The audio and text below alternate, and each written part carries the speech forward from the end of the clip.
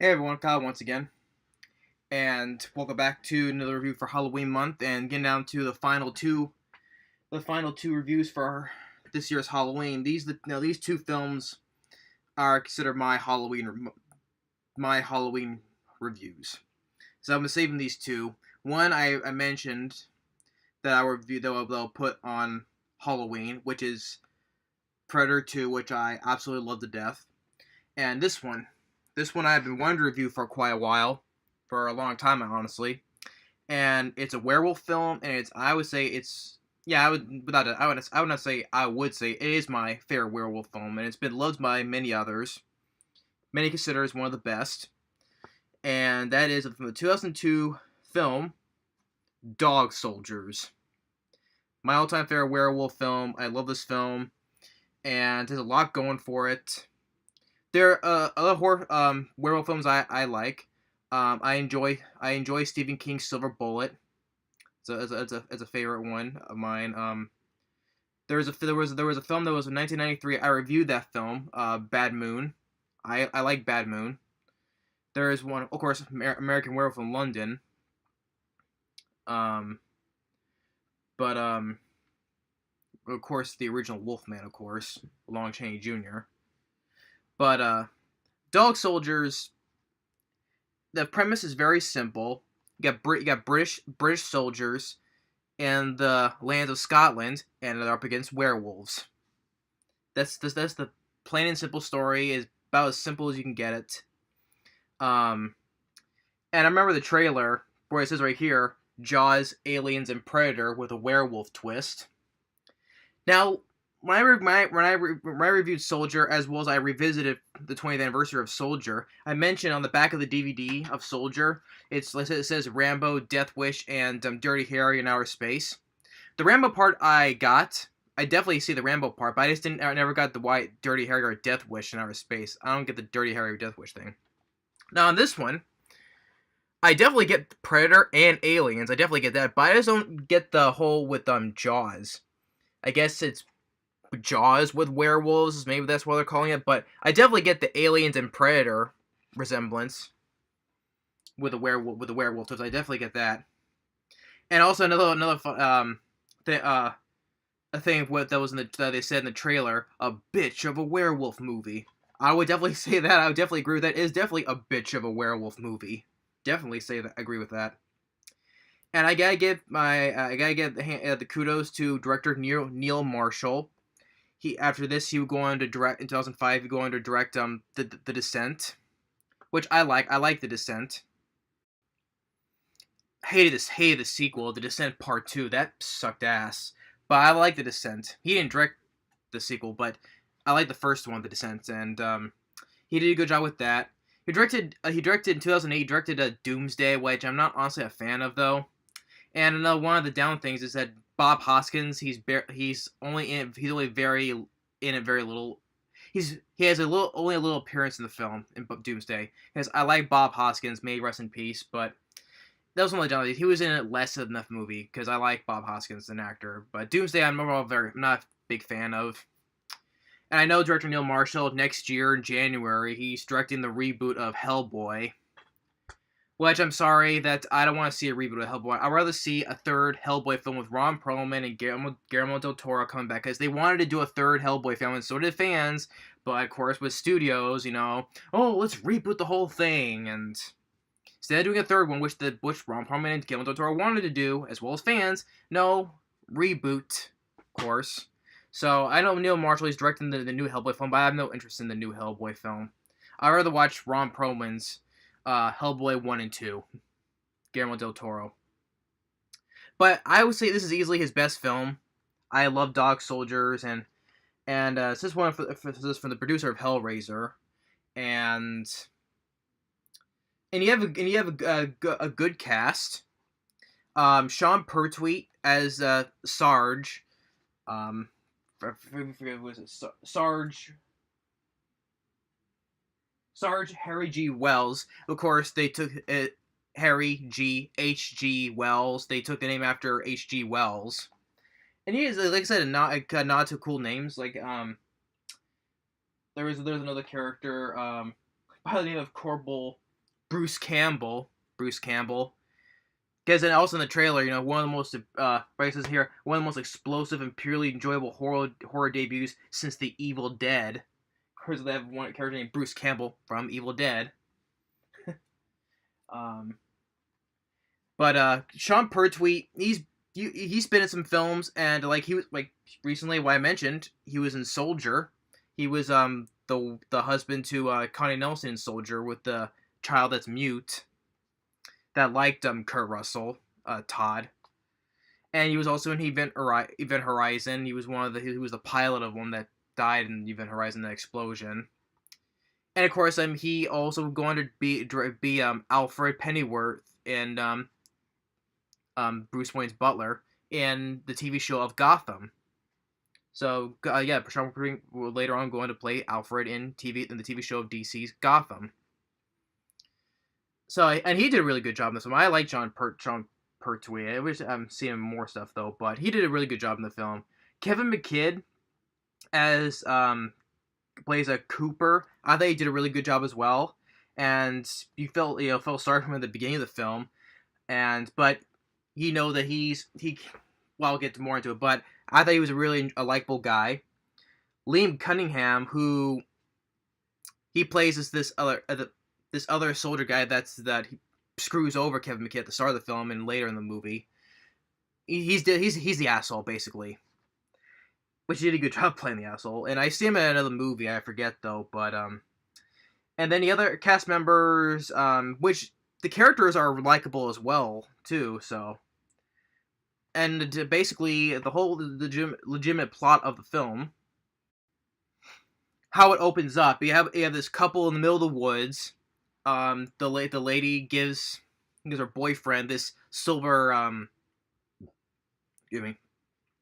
It was like a silver letter opener, and you get a good gory scene, but you don't see who attacks the person, but they're being the girl being dragged out of the tent, but you see blood splatter everywhere.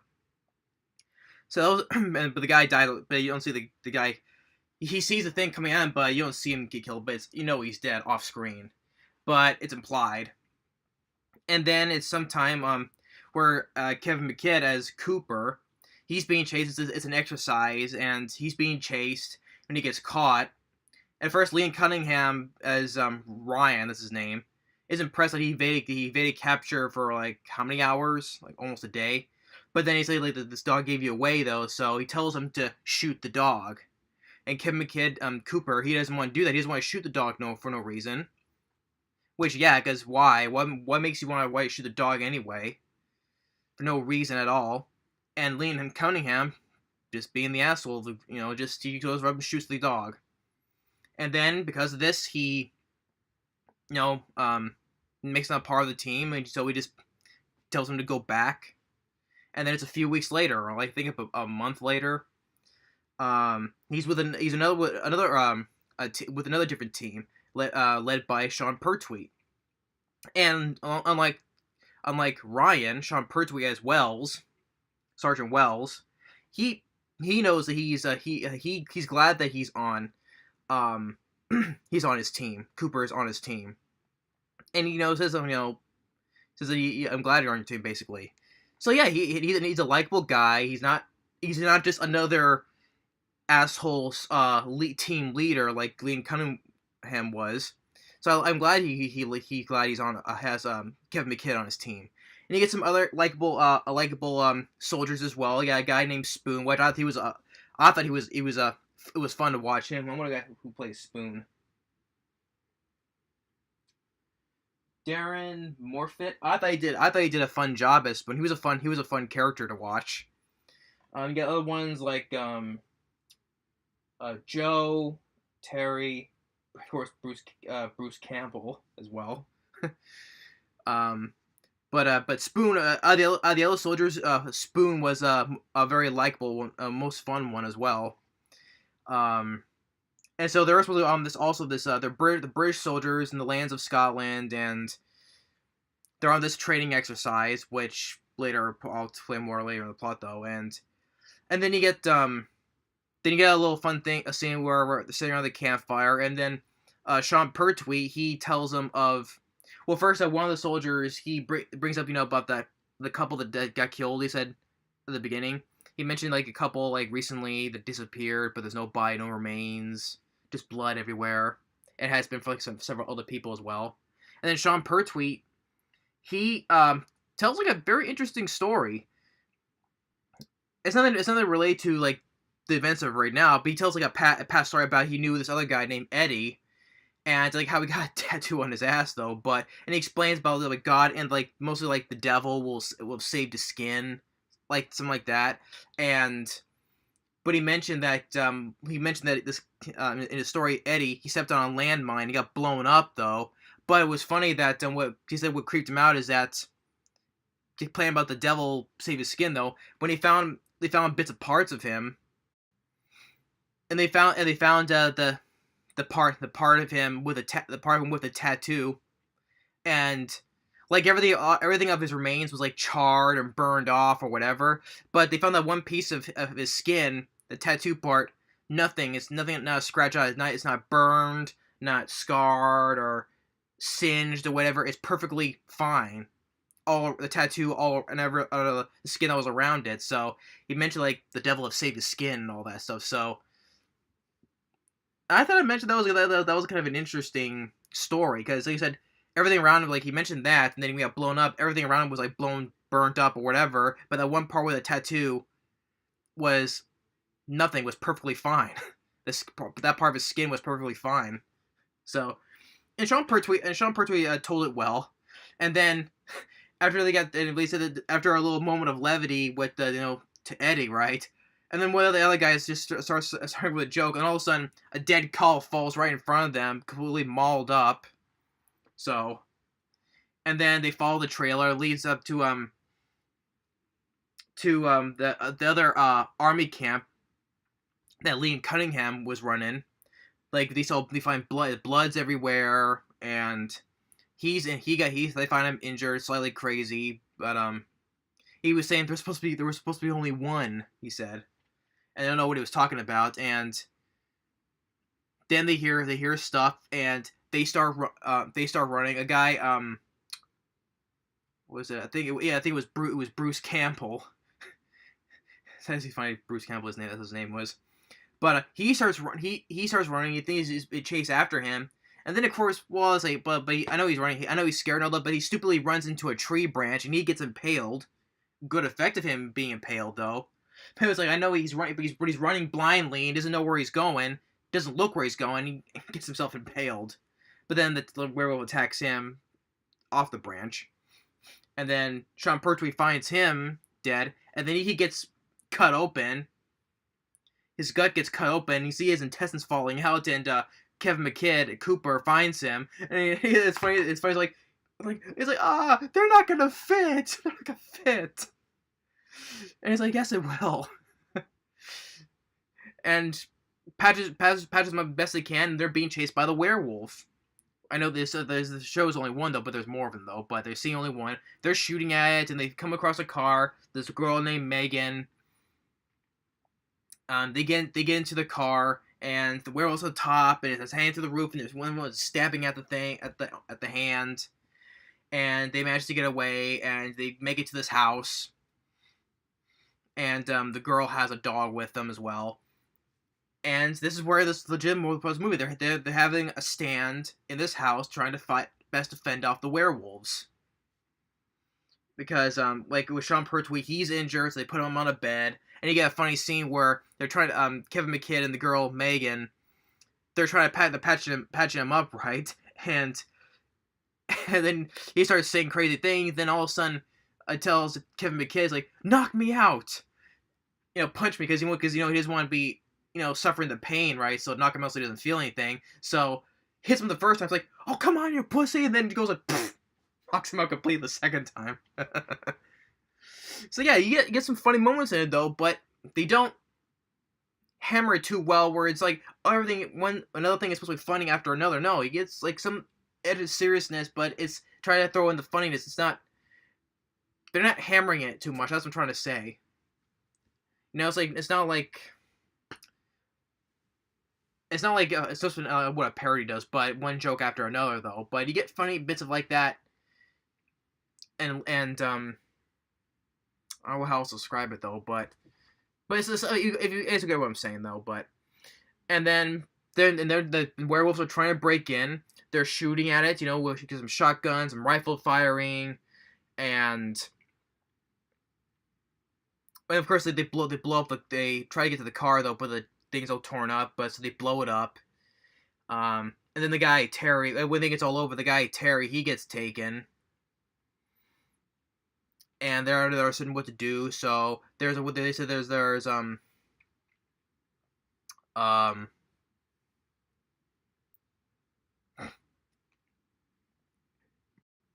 there's this bar, the barn that's right over there that has another car in it. So, excuse me, I had dinner, so just give them a little bit of it. But so there's another car in it. They could try and make it to that, and like where they had to make a distraction while the other one runs for it. Like Spoon, he goes out there as the bait, lights a flare, and they see one coming. He goes like in the trees, like "Come on!" And while Joe, he runs to the car, hot wires it, and he sees the werewolf eating Terry, but he's dead, and throws his head on the hood, and just tries to backs it out. And while the others they try to make it get into the car, but the woman's like, he's like, "You're right behind me, aren't you?" "Well, I'm gonna fight it out of you." So he gets in the back, tries to fight, but he gets killed as well. But you see blood splat against the window, so but it's cut to outside though. But he tries to go out like a bad. He's like, "I'm gonna fight it out of you," because he also speaking that he talked about earlier, because they're all missing like this big football game, soccer, because in the overseas soccer is called football. So because he wanted to see that game, so like all the other ones did too. So he dies of that, and like Kevin McKidd, he takes that because of Liam Cunningham. He's like, football, right? Well, Joe did. He lived for that. So, and then of course we get the explanation of what Liam Cunningham was, that he hit like Kevin McKidd and Sean Pertwee, his team.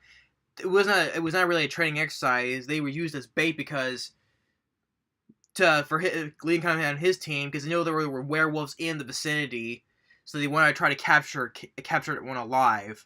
So they were using his team as bait, and that's why you see like you notice like his wounds, like he had the claw marks on it, but it's all healed up. So he transforms into a werewolf, and Kevin McKidd just stabs him with a sword, but he gets out, but he's still alive though, but he jumps out the window, and it's more in trying to fend off the werewolves. Like one goes upstairs, which is this scene right here. And then also a big positive is the werewolves. The suits, excellent, well done practical suits. Just really these big tall werewolves. Just makes it like I'm trying to think of what other ones that are like tall as him. Well, the Predator from especially Alien 1 and 2, because the actor wearing the suit was like 7 feet tall, so probably make a worthy opponent. This werewolf maybe a worthy opponent for a Predator to hunt, because they're both like the same size, like over 7 feet tall. But yeah, the werewolves are excellent, well done effects, and once again a good cast, and especially they're likable characters as well, except for Liam Cunningham, which is a straight up douchebag. But like they're on the bed, and like one's like I think it was a girl who was like flashing the camera, like to stun them, and then like one's the bed, and Sean Pertwee on the bed is like, "What the heck?" As it's being pulled a bit at the window. And this is fun. These characters you like these characters, and it's sad to see them die. And then I got the other thing that with the woman, you see that she's a zoologist, and the thing is though she knows that the werewolves are out there, because this house, as she explains, there was a photo of a family that lived in this house. The human family are the werewolves of this house. So, and of course later that she is one of them, because they mention like they can suppress human form. So she let them in the back door, and she starts becoming one. And then Sean Pertwee shoots her in the head, and the werewolves is just Kevin McKidd, Sean Pertwee, they run upstairs, and will Spoon, because there's more than one of them. Like there was like 5 or 6 of them, I think. And you get a little fun little fight with Spoon that in the kitchen. He's fighting this one werewolf, and he gives it like a kick to the mouth, and he kicks one of the werewolf's one of the werewolf's teeth out, and it flies and it gets nailed to the wall. Shows this guy is trying to be a badass. He kicks one, knocks one of its teeth out, and it flies and gets nailed to the wall. And then he's just throwing stuff at it, like dishes or anything. He's like stabbing it multiple times, and hit with a frying pan, poof, and then. But then eventually he goes out like a badass. Basically, he even talks like a badass when he goes out, because when another one pins into the wall, and he tells him, "I hope I give you the shits." So it sucked to see him die, because he was such a likable guy and funny guy, and he even went out like a badass. I hope I give you the shits. And when they find him, Sean Pertwee finds him his remains, because Sean Pertwee gave him his watch from earlier when they landed, and he's like, and Kevin McKidd's like, "Where's Spoon?" "There is no Spoon." And then when the two of them are upstairs, like Sean Pertwee, he's in the bathroom, and Kevin McKidd, he's in the bedroom. He's in the bathroom, and he's in the closet. So he gets to him to the closet, and into the bedroom, and they get into the wardrobe, and they see those bones. They're standing on bones, and then Sean Pertwee's like, he's saying, "Mind your toes," and then they shoot the floor from underneath in the kitchen, and think that there's no way out except for the cellar. And see Sean Pertwee, because his wound's all healed up, and he's starting to transform into a werewolf. You can see him agonizing in pain because he's starting to turn into one. And it felt sorry for him, because because Kevin McKidd didn't want to leave him behind and all that, but he had no choice. So he goes down the cellar along with the dog, and Sean Pertwee has one more moment because he has a picture of his wife, and he cuts the gas lines, and he starts showing the glowing eyes that the werewolves have, and as they start coming in, he cuts the gas line, lights it, boom, blows up the house. And a well done effect of the house blowing up, wasn't a CG effect. So, well done of the house blowing up. Which even I forgot to mention earlier, they try to they cut the gas to the other car to lure into the barn to blow it up, because the woman, she was being full of shit because she said they're in there, which they weren't. So they wasted, because they said, "I just want no vehicle there." So, but and that's why Sean Pertwee lights the gas with the Molotov cocktail. But the house blows up, well done effect, and because of course before that Sean Pertwee gave him because they were using the camera to flash it to stun the werewolves. Well, he gave him the film for proof as well.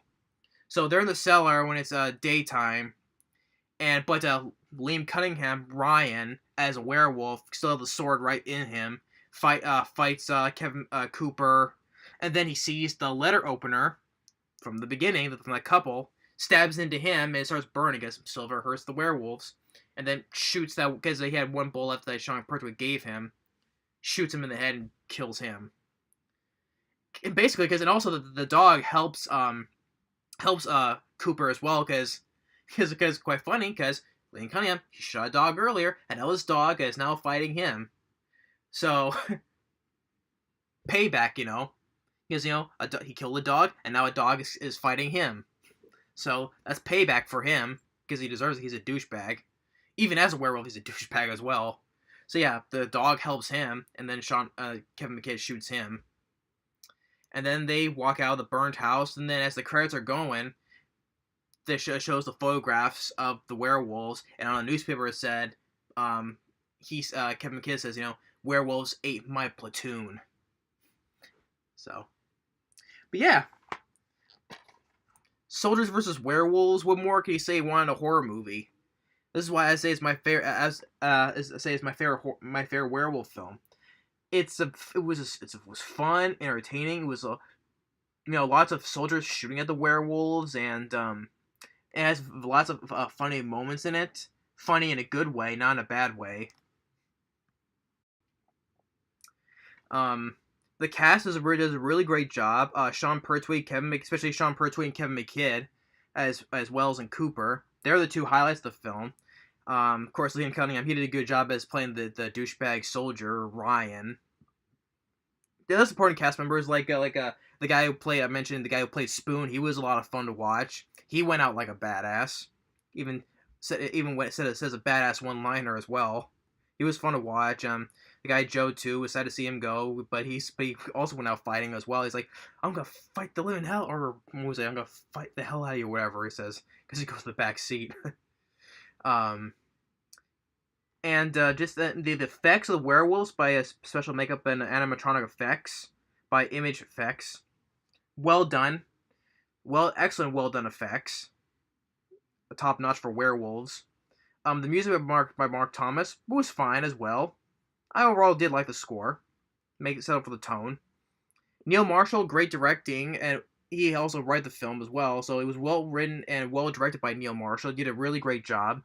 And looking up on trivia, I would love to see this, but looking up on trivia, Jason Statham, he was originally going to star in this. Can you imagine Jason Statham plays one of these soldiers and he goes tries to fight a werewolf? Man, that would have been so awesome to watch. But I guess he decided not to do this because he decided to do John Carpenter's Ghost of Mars, because I think he said he wanted to work with John Carpenter. Hey, I like Ghost of Mars. You've seen Jason Statham in a film with John Carpenter, especially working also with Ice-T as well, but not Ice-T, Ice Cube. Getting confused because they both started with ice. But I like Ghost of Mars. But I would have loved to see if Jason Statham would have starred in this. I think he may would have played the character that Kevin McKidd would have. I think. I don't know which character he was, but if he starred in this, I would have loved to see him star in this because it was fun to see him fight a werewolf. You know, just him say a couple badass one-liners. I would love to see that. I know there were talks of a sequel. I don't want to. To me personally, I don't want to see a sequel because a lot of sequels tend to do, if it's a good film, they make sequels. Even if it's a good sequel, they still keep on making sequels. And eventually, they mess it up. Well, I don't know when was the last time they said they mentioned a sequel to this, but I don't want to see sequels because it ended on a good note with our guy with the dog, and I don't want to see a sequel to this. This has ended perfectly. And anything else more?